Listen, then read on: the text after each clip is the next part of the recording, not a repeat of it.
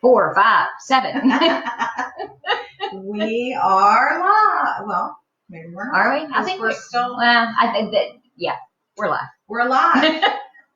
As I'm paying no attention and going to my phone, because that's what a wonderful host I am. Well, we've had one of those days. It's been kind of a crazy, hectic day. This will be my fourth live video of sorts today. So I've been in 2 Zoom meetings, a WebEx meeting, and now a Facebook Live.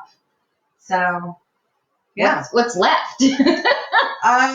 StreamYard. Haven't used StreamYard yet today, so maybe I'll find a reason to use that. And that's what we would have been doing this for, because the plan had been I was going to be in my pajamas, but then I have to go to the station when we're done and record tomorrow's radio show. So I thought I may as well just get dressed, and I am dressed from the waist down.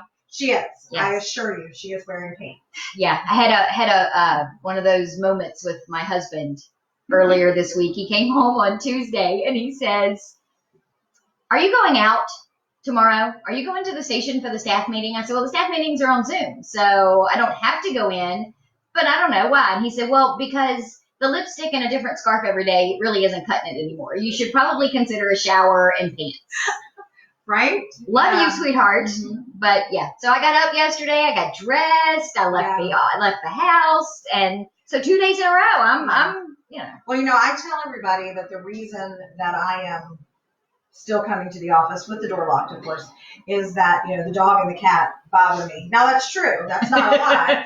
But I do not want to get into the habit of staying home in my pajamas, because if I get into that habit, then breaking that habit is going to be really, really hard. So, yeah, it was tough for me to transition from slippers to socks and shoes yesterday. Right? Yeah, that's what I'm really afraid that's going to happen to me. So I'm trying to avoid that, And if I'm at home, I feel like I have to do laundry, I have to do dishes, and all of those things. And who wants to do that? Yeah, nobody. Right? Yeah. So no.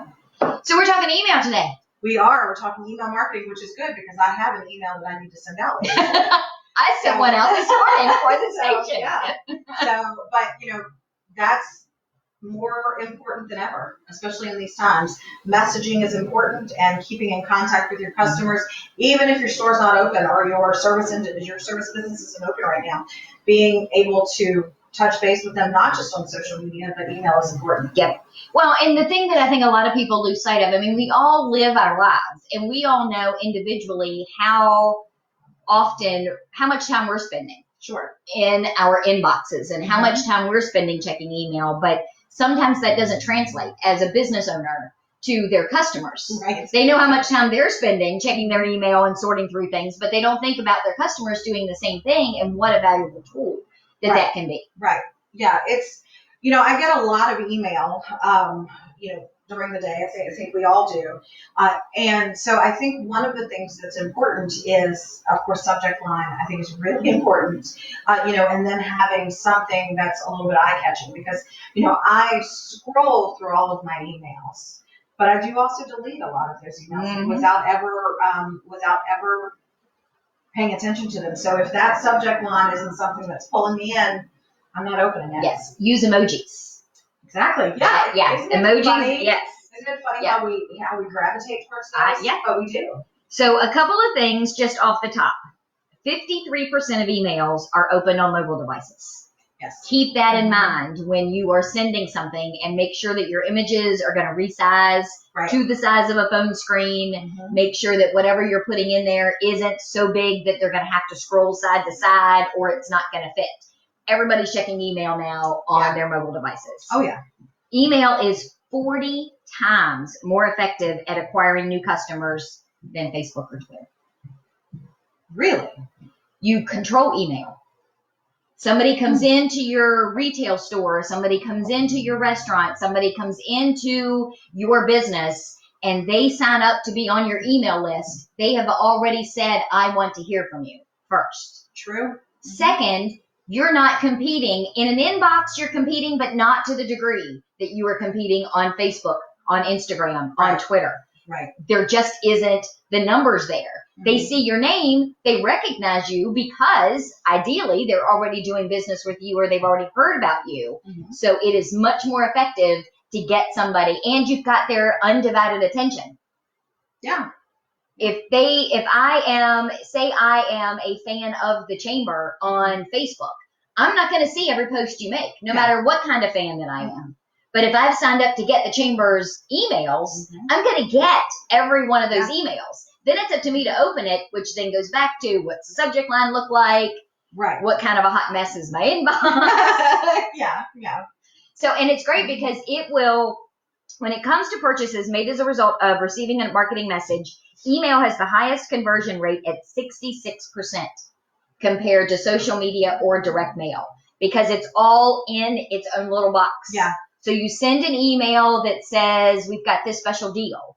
Click here. And it takes them right to your website, right to where they add to cart.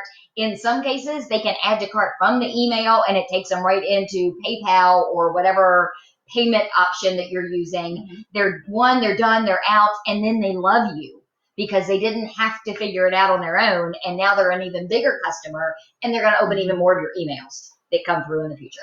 Especially if there's a really nice deal attached to it that makes them really happy. Yes. I have a whole separate email address for that stuff. I have a Gmail set up specifically for my stuff. Right. All of my Target emails, all of my, any of that kind of thing. That's what I use it for because when I go to check that email, I'm like, I'm going to spend me some money today. Right. Yeah. But for every dollar spent in email marketing, it generates $38. Well, that's a nice return. Yeah. And I mean, for the most part, email marketing is free. I mean, it doesn't cost you anything to have a Facebook page or an Instagram account or Twitter or any of that other stuff. But it does cost you because it's a lot of time. So let's circle back for a second because we're talking about, having an email list of people to send this to. So there's a little bit of work involved there. Yes. So you should be collecting email addresses when people are in your store.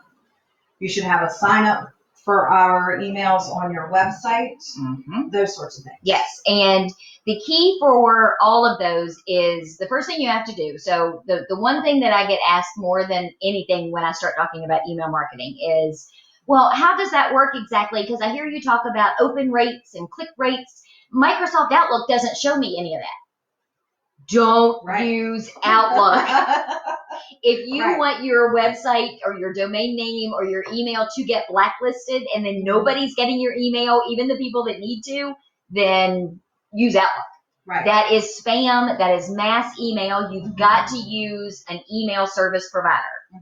And they range in pricing from free to way too expensive. Some of them depend. So the one that I use the most and that I recommend most for clients is MailChimp. Only because it's a great starter email service. It is. The first 2,000 emails doesn't cost you a dime to be able to put those in there. You can do a link to your Facebook page where they can click that little button on the cover photo that says sign up, takes you to a MailChimp page where they fill out the form, bam, they're on your email list. You have to do nothing. You can do the same thing in stores. You can have lists. I have a client that has a sheet of paper that we have at his register, and they write in their first name, their email address, and then we like to collect their zip code. Sure. And then when that page is full, he literally takes a picture of it, texts it to me, and then I put those into MailChimp. Doesn't cost us anything for the first 2,000 emails. I know the chamber uses Constant Contact. It's another great email service, but you have to pay for that. For the most part. Well, and we utilize both. We use MailChimp, and I like MailChimp because of the ease of their templates. It's very user-friendly. It's very easy to put together an email. And then I like Constant Contact for the survey aspect because you can survey. You can send out surveys from Constant Contact, and they're very user-friendly and easy to use. So, so there's benefits of both for sure. And all of them will give you the option to add something to your Facebook pages so that people can click to sign up. All of them will give you an option to put something on your own website so that people can sign up there. You can always go the old school route and use a pen and paper and have them sign up in the store.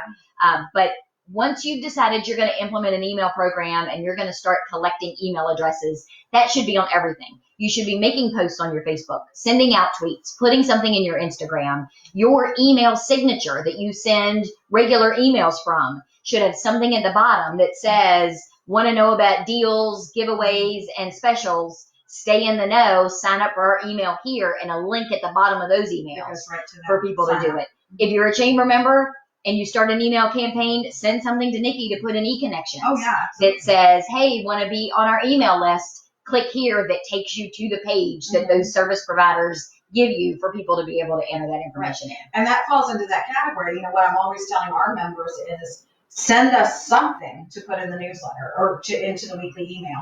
And it doesn't always have to be, hey, we have this sale going on. Hey, we have this special going on. That's a prime example of, hey, sign up for our mailing list so that you get all of our information. Yeah, and it's easy. MailChimp I love because a lot of the clients that I deal with on a regular basis are inundated with running their business. So they don't always have a lot of technological skills. Right. So MailChimp, drag and drop, upload a photo, drag and drop, type it. It over on the side, it tells you, do you want to do a block that has a picture and text? Do you want to do a block that just has picture? Do you want to do a block that just has text? Do you want the picture on the side? It is so easy to use that it's crazy not to at least give it a shot. Oh, yeah. Okay. And even if you only have 25 emails, still send it out because all of them also give the option within the email itself for you to, if I'm on your email list and I get an email that has a deal, I can forward that email to a friend who can then use that email to sign up. So don't think, well, I got to wait till I get to 100 or I got to wait till I get to 1,000. Yeah, No. Start it today, use it today, and you'll grow it as time goes on. Well, and you mentioned a little bit ago the analytics piece of it. You can, when you're using one of those services, you can go in, you can see what percentage of the folks have opened it, who has clicked on what, what links were popular, what links weren't. So you can, you start with that 25 people and you can kind of get a feel for what's working in your emails and you can begin to change the way you do things and increase that click rate while you're increasing the email list. Yeah. And it's one of those things where as somebody who's in marketing, it is the coolest thing ever because, I manage the email list for the radio station and we send out a monthly River Rapids that has just random information in it. And I send the email, it goes out, and for the next 20 minutes, I am refresh. I want to see in the first 20 minutes how many people open it, and then I'll go back and check it way too much over the course of the next week or two, and then I'll forget about it because I get caught up in all the other stuff that I've got going on, and then I'll go back 2 weeks later, and it will tell me how many people opened it. It'll tell me what links they clicked on, how many of them clicked on what, but it'll also tell me how many times a particular person opened the email, which is really good information to have from a marketing perspective, because if somebody is going back to a particular email, say it was an email where you sent out a really great deal. It was a buy one, get one, or it was something that was an awesome deal. And that one person has opened that email 15 times, but they haven't made a purchase. Send them another email. Right. But a lot of the other services, and I can't remember now if Constant Contact does this or not, MailChimp allows you, so we send out that email and 3 days go by. It will ask me, do you want to resend this email to the people who didn't open it the first time? Exactly. Yes. Yes, please. Can you do that right now? It's great to be able to track on the flip side of that as somebody who gets those emails. Well, that's kind of creepy. Yeah. I don't want somebody to know that I've opened up their email and looked at it 15 times. So don't tell people that you know that. Well, yeah, that's a good. Kind of keep that to yourself. And, we always, when we send out a new email to our email list, we always, of course, put that on our Facebook page and just say, check out our latest news, that sort of stuff. And of course, in that email, there's a link for people who aren't already subscribed to subscribe, but then you get more readers that way as well. And I use it in a variety of ways. So, for example, one of my other clients, we do an email campaign, and we don't do it all the time. So here's the other piece. When you go into this, you need to have a goal. You need to decide before you do anything, after you've just determined who your email service provider is going to be and how you're going to start collecting the addresses.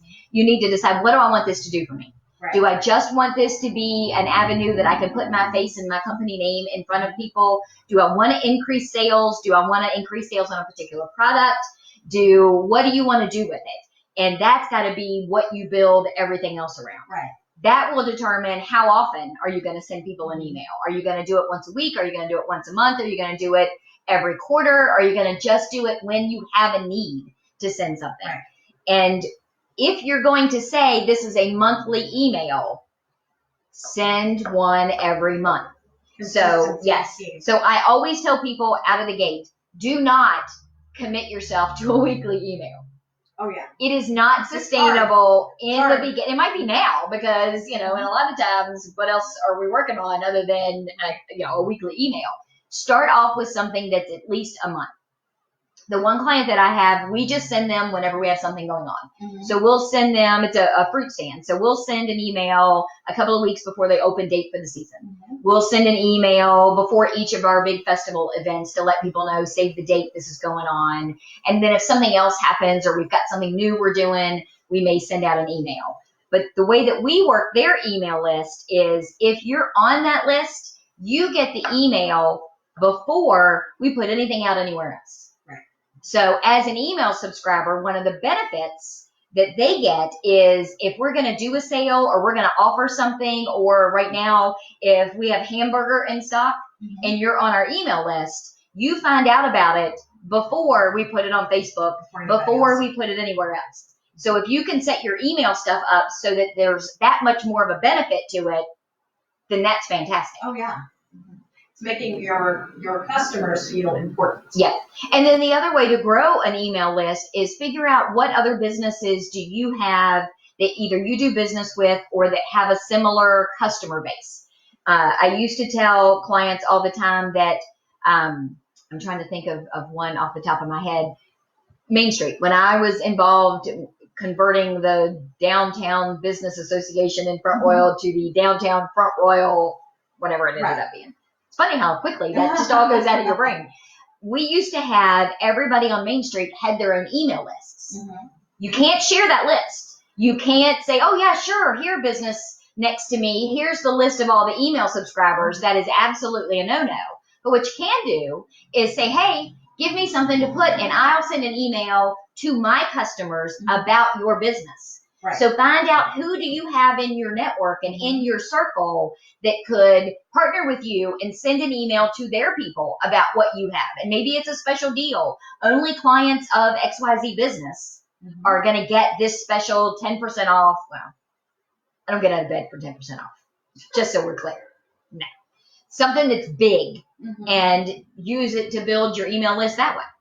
Yeah, I think, those are really good suggestions. I'm going through my cheat sheets here because, I always got cheat sheets. Subject line, short, catchy, 45, 55 characters max. You certainly don't want it to go over.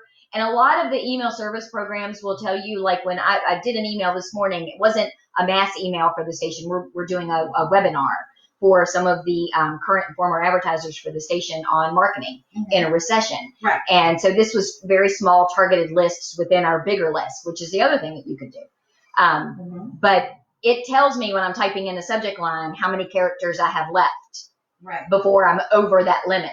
So it makes sure that I'm not typing something in, especially if people are looking at it on a mobile phone. Right. It's not going to show the whole subject. And if you wait and put your important stuff at the bottom, if you bury the lead, nobody's going to really even know what your subject line is in the first place. So make sure you try and do that, and make sure you try and put the same person. So whenever an email goes out from the radio station, for example, it comes from Janet Michael. So people get to know, oh, okay, I know who this person is. When I send it for Eddie at Richard's Fruit Market, it comes from Richard's Fruit Market because that's the name that people are going to recognize. Don't be changing that every single time. Even if one time it's you sending the email and the next time it's Pam or it's somebody else in your organization, you still have to keep the consistency for who that's coming from. Yes. And that needs to either be a person in your business that is recognizable, that is a frontline person, or it just needs to be the business name itself because that's the key. And emojis. People love emojis. They I really mean, do. it is crazy how many people love emojis. I mean, I like them, but Oh, yeah. Half the ones that I use the most, you can't put in an email subject line. So, do we have questions? I can't tell. Well, so we have, I think that I was going to address that. I think we have a little glitch on our Facebook here because the side where normally there would be a post and questions and stuff is just blinking at us. So I think we're having a bit of technical difficulty. So I think I'm going to step away for a minute and grab my phone and just check my phone. Yeah, because I'm doing a watch party on my personal Facebook page right now, and it says 11 people are watching and a bunch of people have joined. Hey, Katie Toole. Hey, Karen. Hey, Greg Cromer. Hey, Greg. I haven't seen Greg in forever. Roger Lamborn, one of my favorite people. You know, Roger was my second client ever when I started my marketing company in 1998. Hey, Roger. So content, because that's the other big thing. So you figured out that you're going to do an email program. You figured out what service you're going to use. You've figured out how you're going to go about starting to build that list. You know how to format your actual subject line. The next thing you got to think about is what are you going to put in the emails? What kind of content are you going to send? Because much like a post on Facebook or an ad in the newspaper or a radio commercial, you don't want to fill it with fluff. You want to make sure that whatever you're sending has value and it means something to people and that they're going to have some sort of call to action. So you want to make sure that I joked a second ago about the subject line and burying the lead at the end of the subject line and it gets cut off. Same thing holds true for email. The important stuff should go at the top. Yes. We hear a lot of, and having been an old newspaper person, the thing is above the fold. When newspapers are sitting in their boxes and they're folded in half, everything above the fold is the important stuff. So try and think about that when you're designing your emails for mobile and for a desktop, that if you have to get people to scroll very far, a lot of times they won't. So make sure whatever's in that first visual piece is the important thing that will then get them motivated to keep scrolling through. Keep on going. So Arlene Link says hi. Hey, Arlene. And then Gwen Lane is asking, is this being recorded for replay? So once we're done, it will then exist on our Facebook page, on Jumper Media's page, and so you can find it there. And I will also share it in the Chamber of Commerce members page. So if you're our group, so if you're a chamber member and you're not part of our chamber group yet, make sure that you send a request to be part of that. So. And then, so you know what I've been doing? Uh-oh. Because I have a sneaky way of being able to go into Facebook and go to a Facebook Live video or any Facebook video and save it to my hard drive. She has a sneaky way. I do. So, and then I got a new piece of software. Because that's the other thing. Being home in my pajamas has allowed me to figure out all kinds of stuff. Okay. I've been able to take those Facebook Live videos, put them in this piece of software that then separates the audio from the video, and I am working on putting together a Marketing Matters podcast. So you can just listen to these later and not have, I mean, why wouldn't you want to see us? But if you're in the car or you want to send it to somebody, audio files are a lot smaller to send than video. I'm a big fan of podcasts. We've talked about this before. I'm a huge fan of podcasts, and the Valley Today that Janet hosts with the River 95.3. You can see or catch all those podcasts on our website. And I'm a binge listener, so when you hear that commercial that she does about binge listeners, I'm one of those. Yeah. But I'll take a Monday when I'm doing desk work and listen to all of them. But those are always a nice thing. Podcasts are really a good way to gather some information, gain some information while you're on the run. Maybe we should do one of our Facebook Lives on podcasts. I think that would be fun. I'd love that. Yeah. So the other thing too is, because I've gotten so many people that have reached out to when I do these, it's so cool because kind of like the radio show, I always assume every day, and I hope Andrew's not watching, I always assume every day when I go on the air that nobody's listening. It's just, nobody listens. So why would anybody listen to me? The only person that listens is my husband. And ironically enough, he only listens when I'm talking bad about him. So here's the thing. I know that people are listening because, I'm on the show once a month, sometimes twice a month, depends. But for a week after I've been on the show, when I go into places, when people call here to the office, when people are reaching out to me, it's always, hey, I heard you on the radio talking about. So people are listening for sure. Well, so I just also then assume nobody's watching these. I mean, a couple of people, and I'm doing the watch party on my personal page and see friends. I'm like, oh yeah, they're just there because they're friends and it popped up in their feed. The number of people though that have reached out to me after we started doing the first one with, oh my God, I need help. Hey, can you walk me through this? Or I need an idea for that, or any of these other things has been crazy. So, well, and we know that all of my other, chamber friends around the region have been watching. They've now. We no sooner we're done with the very first one we did, and I was getting text mail. I want to do one of them. Yeah. So yeah. Good stuff. It only took me how many years to get to this point? But yeah, so that's kind of the key. But they're fun to do, and a lot of people have reached out, and it's made me think because I've had Java Media forever. 1998, I think I said, with Roger Lamborn. And, I did a lot of client consultations, and I would do a lot of things working with clients and helping them put things in place and then managing a lot of stuff. And then a couple of years ago, back in 2016, I got the gig at the radio station and took over the radio show, and then also kind of started putting together their digital platform with producing podcasts and all of their online stuff and redoing their website and everything. And Java Media kind of took a back seat. I still had all the information, I still did all the research, and I still knew everything and stayed up to date, but I just wasn't doing Java Media and doing the classes, which is what I did a lot of. I mean, I think you and I were the first ones ever to do the social media seminars that we used to do. So I'm going to start doing more of those based on some of the topics that we're doing here, and now I can do them as webinars. And people don't have to leave their house, kind of like now they're watching this on Facebook. I can do it from my kitchen in my pajama pants and my slippers, because you only need to see Mira. And some of you don't really even need to say that. Let's just be honest. But so yeah. So if somebody has an idea and they want a topic for a webinar, or they want a topic for us to do one of the shows coming up, we've been doing them every week at 1:30. I think we've settled into the time here is 1:30. So sometimes we'll have a guest, sometimes we won't. And we had Scott Turnmeyer on last week, and we used StreamYard last week, and Scott has now gone on to perfect StreamYard, and I understand that he has a really good one that he put together yesterday evening, I think it was, with all sorts of really good information about his business. So if you have a chance to hop on over to Turnmeyer Galleries, their Facebook page, and check out Scott's StreamYard, I'm sure there's some really valuable information there. So one of my favorite people just logged on to watch on my personal page, Jonathan Worsley. So I'm going to give him a quick commercial. Oh, okay, cool. Jonathan and his wife have a business over in Berryville. And it's called Presto Dinners. Oh, okay. And it is the bomb. So they make everything from scratch in their kitchen. A lot of the meals that they prepare also have local. So, for example, I got their lasagna a couple of weeks ago, and it's made with beef from Audley Farm in Berryville.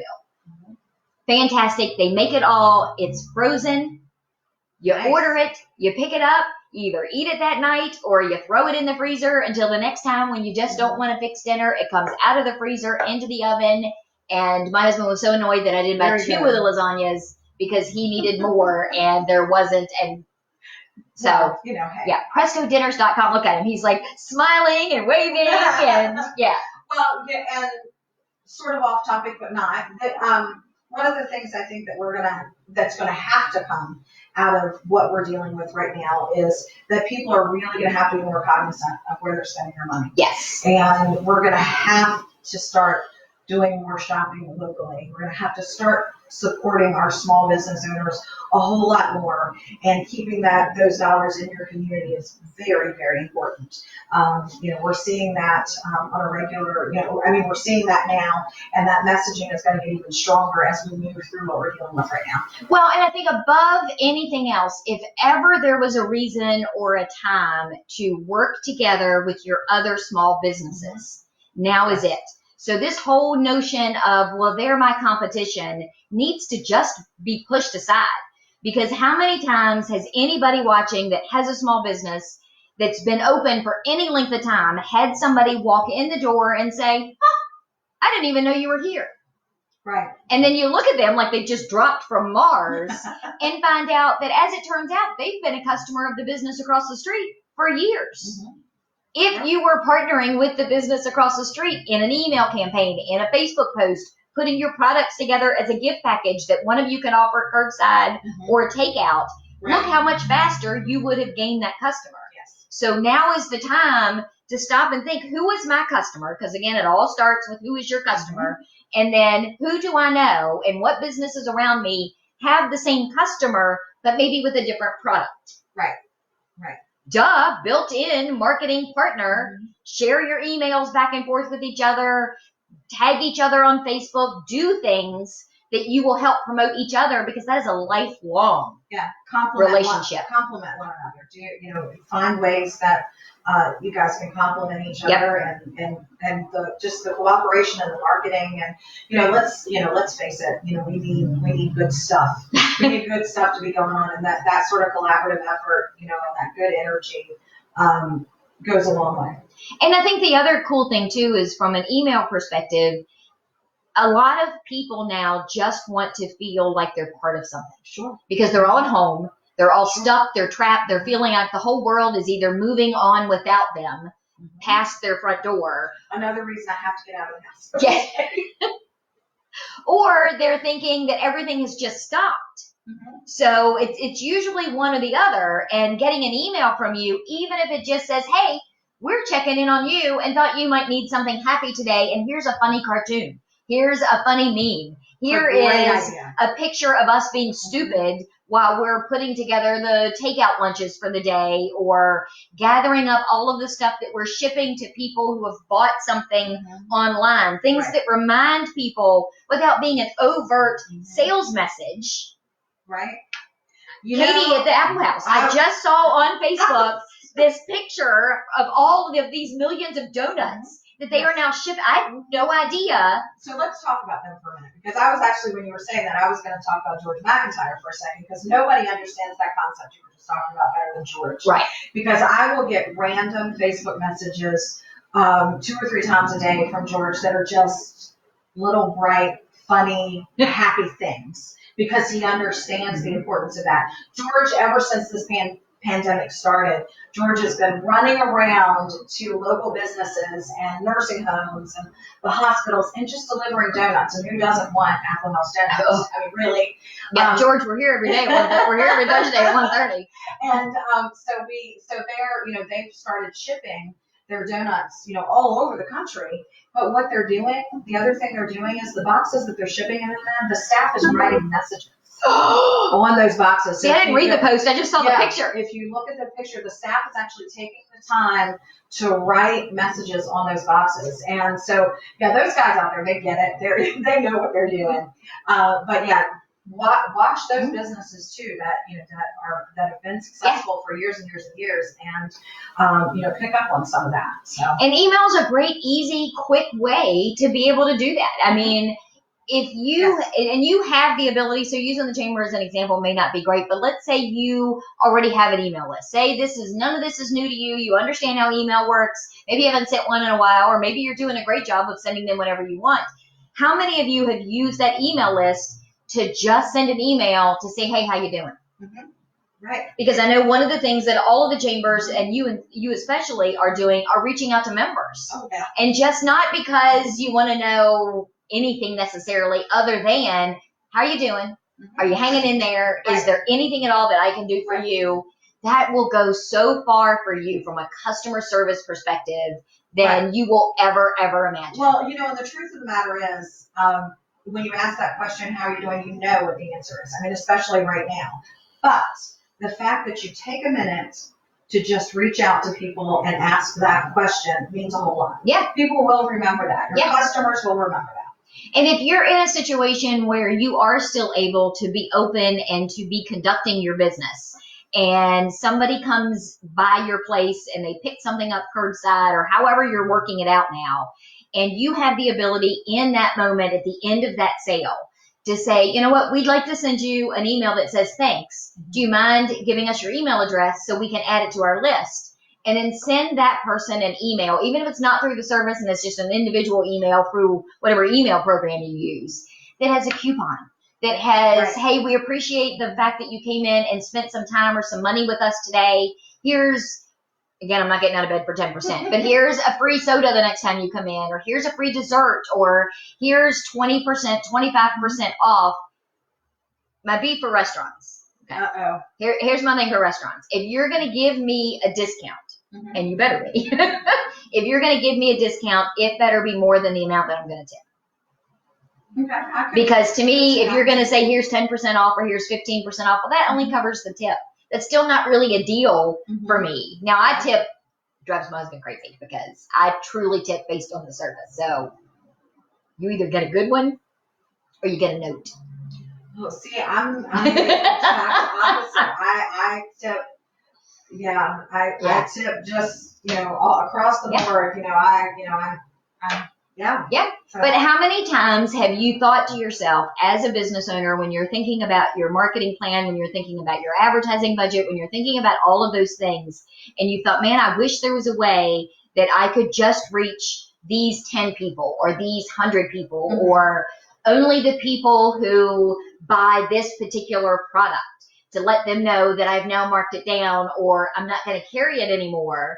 And you can send those emails. All of these email service programs will allow you to do things like set tags or make segments. So you can divvy up that email list however you want and then send specific targeted emails. I mentioned the one that I sent this morning for the radio station. I have them set up as our master list, but then all of the salesies have their own little segmented list. So that if any of them ever come to me and say, hey, can we send an email to my client list and tell them that I want to offer them XYZ, I can do that. And it's not going to go to the other salesies list. It's not going to go to random Jane Doe who lives up on the mountain that just wants to know, what she wants on the radio. It's a great way to be able to really have some control over what you're doing. Well, and the thing about that is it's not hard. It's user friendly. It's easy to do. It's it sounds overwhelming, but it's really not. It's very, very, very simple. And it's a double-edged sword too, because I know that a lot of us are. I keep going back and forth. So I have so many people that are saying, "Oh my gosh, I'm working from home now, and I have so much time on my hands that I don't know what to do with myself." I don't know who those people are, but they clearly weren't doing the job before this all happened. And then there are the other people. How do you feel, Jane? I know. Then there are the other people who feel like they have even more to do now because they're having to do everything that they normally did in a day differently, so it takes more time. But then there are some people that, because they can't do their normal day-to-day stuff, are finally able to say, okay, you know what? These are the things that I have wanted to do for months, if not years. And I've just never been able to set the time aside to do it. Now is that time. We've talked about it in every single Facebook Live video we've done for the last couple of weeks. Throw everything at the wall and see if it's going to stick. You don't know. But now is the time, because if you're going to fail, you're going to fail with everybody else and nobody's going to notice the failure. That is such a good point. You're absolutely right. Now is the time to do that sort of stuff because folks are, folks are just looking. They're looking for action. They're looking for movement. They're looking for things. And they're going to overlook a little, a little misstep or whatever it is just because you're moving forward, you're doing things. Yep. So. And now is the time that even the smallest little thing that you as a business owner living inside your box may think, well, that wasn't that big of a deal. That didn't really mean anything. It means more than you think. I used the example last week with the extra slice of apple pie that the woman at Schaefer's Barbecue gave me when I told her I was picking up dinner because it was my husband's birthday. And she goes, oh, wait, let me go get that. That pie has been gone for a week. And he is still talking about that free slice of apple pie that he got from Schaefer's Barbecue. And they probably never gave it another thought. It didn't occur to her again after I pulled away from that pickup window. That meant absolutely nothing to them. It took nothing for her to think to do. Right. But the impact that it has had from a customer perspective, I'm going to tell you, I'm going to have to go buy a whole pie at this point just to shut him up. Exactly. I love that he doesn't have Facebook. You will never know what half of this stuff. At least on the radio, I got to watch it. Yeah, you might hear that radio show. Right, well, exactly. So do we have anything new? No new questions, nothing.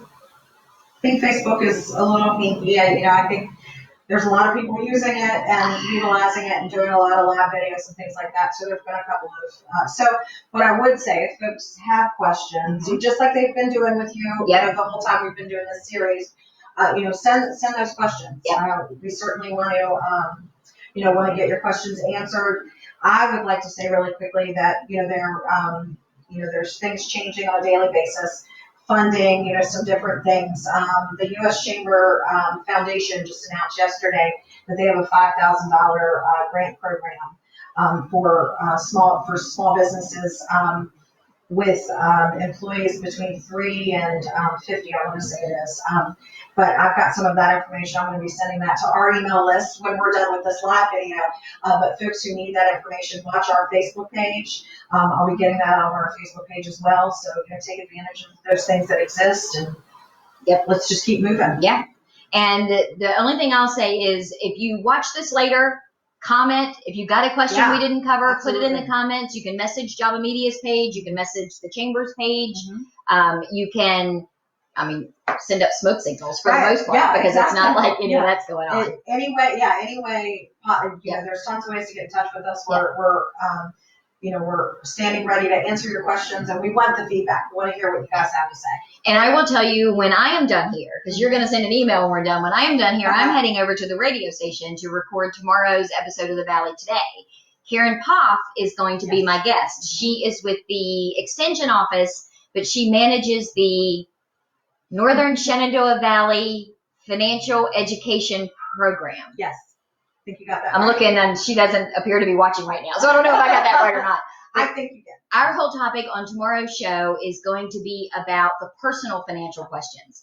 Do I have to make my credit card payments? What do I do about my car payment? If they're saying that they're not going to shut my power off, she's going to talk about how to make all that work, because you don't get to just sit in the corner and think you're home free and you're never going to have to pay that back, first of all. But we're going to cover all of those things and how you should be reaching out to those companies to just not be so far behind when we do come out of this on the other side. That's a really good topic to be discussing, because I know a lot of folks, over the last 5 days or so have gotten their stimulus checks, and, I'm sure Karen's going to talk about the importance not only of trying to save a little bit of money, but also, maybe it's not wise to defer those payments and things. So I'm sure Karen's going to have a lot of good information regarding that. Yeah, I had that whole mom conversation with Josh with your son a couple of weeks ago. He sends me a text and he says, "Hey, I don't have to make a student loan payment until October." And I'm like, "Hey, yeah, you do, because you're still working every day and you're still making money, and you don't want to tack 6 months onto the end of that loan, interest or not. Do you still want to be paying that? Make the payments." And he was like, "Meh." But that's I think probably going to be one of the biggest problems that people run into, once we get out of this, or we move past some of this, is that they're going to have a whole lot of bills stacked up on top of them, because, like you said, they don't just go away. No. They're still going to be there. They may not have late charges. They may not have interest. There may not be any penalties, but you're still going to have to pay that electric bill. You're still going to have to make that credit card payment. You're still going to have to pay that car payment. And the more months you put it off, the bigger that bill gets. Yes. And the more difficult it gets to pay it. Yes. So before we wrap up, if you are a business and you are listening, I'm working on doing some snippets. Some will be on the Valley Today. Some are just going to be in a podcast that we're doing for the Valley Today. I want to know what you're doing. What have you done outside the box? Have you completely reworked your whole business strategy? Are you doing something now that you never thought you would have done, and it's working or it's not working? Reach out. Let me know. We can schedule a Zoom conversation. I can record it, and the conversation, 5 or 10 minutes of it, might end up on a Valley Today radio show. I love that idea. We should all be outside of the box. We should never be living in the box anyway. I think we've talked about that before. Although my son did say if he ever made it big in the major leagues, the refrigerator box was the house he was going to buy. Well, But he's not in the major leagues. So I really didn't lose anything. Not yet. There is that. So he's still young. Well, this has been great. Yes. Thank you, Janet. I guess we'll see folks next week. Yeah. And if you've got any suggestions for what you want to hear about next week, let us know and we'll put it together. If not, I'll figure something out. We'll figure it out next week. Thank you guys so much. Stay well.